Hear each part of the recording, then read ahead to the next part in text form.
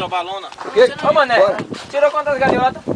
Galhotas nós tiramos um amigo. Vai pra cá, Mané, vai pra cá. Calma, essa é Manel ou é Esmeri? Aqui, ó, deixa eu apresentar pra vocês, aqui é Dr. Esmeri. Esmeri. É que ele tá com o modo assim, mas também assim, É o deputado de diferente, Mundinha. é o deputado de Mundinha. É o Como é seu nome? Aqui, doutor Esmeri. Dr. Esmeri. E a risadinha? Beleza. Quando tu tá furando, tu chupa? Não, tu pode fora.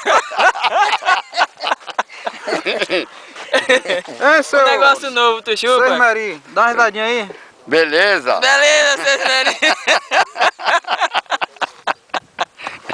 Aê. É o maior chupador de Tati. Não. Esse aqui é o primo de Jeremias. Não. É o homem que herdou do Esse pai. aqui é- Chupa com força. Como é o deputado de Mundinha? Pelo nome dele? Esmeril. Não, Esmeri é advogado, Doutor Nilo, doutor Doutor Nilo. Nilo. É. Doutor Nilo. Mas eu desgraçado aí chamar doutor Leão, não sei de que Leão, diabo é. É, doutor Leão, é o deputado.